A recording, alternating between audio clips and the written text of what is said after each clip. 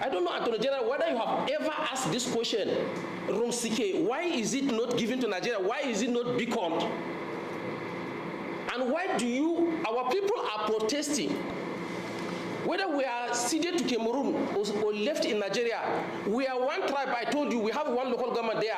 So we are not doing emotional beating here. We are neither complaining that we are having some challenges if we are relocated. But the issue is the territory that is given to Nigeria, and the Mixed Commission refused to demarcate to give to Nigeria. You have not complained. Then now you jump and begin to take Sina to give to Cameroon. This is why the problem arises. That point of the judgment. But along the line, when they came to Rumsike, whether you are aware, Attorney General, or you're not aware, when they came to place beacons in Rumsike, which Nigeria gained from Cameroon, which is a tourist center, the Mixed Commission reported that they couldn't find watershed, that the watershed is missing.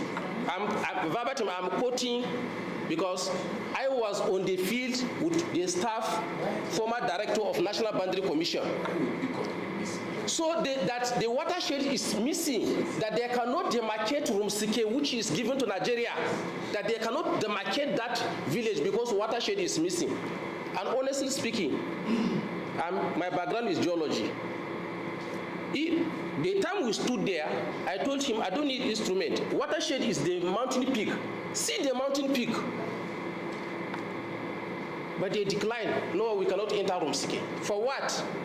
Because it's ceded to Nigeria. We should try to be as patriotic as we can.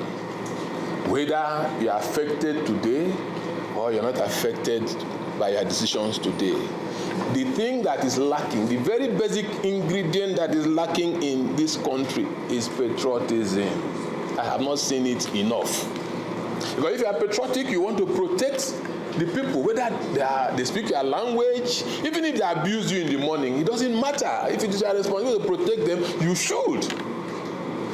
I don't know why you will mark this one by river. When you get to this one, no, we don't have to use the river again. Let us climb the mountain. You mentioned that these people lived on the mountain before now. How many decades ago were they living on the mountain? When did they come down to the valley as to have dispersed them beyond where the mountain is into another territory? These are questions that we need to find answers to, Madam Chair. There seems to be maybe some doubt in the judgment, because if you are using a watershed here and then you are coming and saying these people came down from the valley and now you are using the valley, then there must be some interpretation issue. Is it out of place to go back to the International Court of Justice? So when we were tracing the boundary, we had to talk to take over some communities of Cameroon that fell on the Nigerian side. We have part of Guria, Mokoge, Yende, Rumzu villages that were now relinquished by Cameroon because they were found to be on the Nigerian side. So if there's any Nigerian territory that is now falling on the Cameroon side, we do the same. Because prior to this demarcation exercise, the people had never really contemplated where exactly they are. But now the court has said, go and put the boundary down on ground. So as we are putting it, we are discovering that this is the line. Some of these communities are wrongly placed.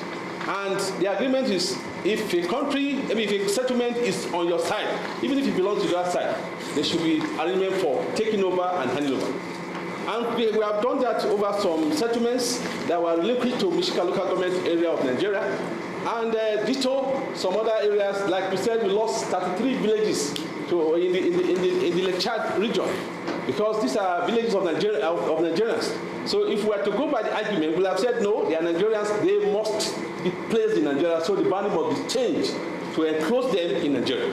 So that is not what Nigeria is all for. Another critical interactive session or briefing of the House Ad hoc Committee on International Boundary Disputes on the series of lingering boundary hotspots across the Nigerian-Cameroon boundaries, which stretches up from the Lake Chad region down to the Cross River estuaries.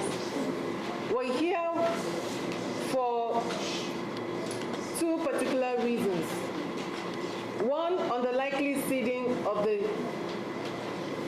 Sina or Shina area of Michika local government of Adamawa State to the Republic of Cameroon. We recall that we did the first phase of this interactive session for the Danare-Biajua axis, following which the committee visited Danare communities in Cross River State and held a public hearing in Cross River State to investigate and find the facts for ourselves. On that visit, we met with the executive governor and all the relevant stakeholders in Cross River State.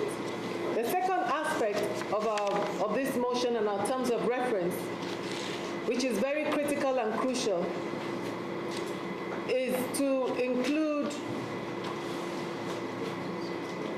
the Shina area of Michika local government in our fact-finding assessment.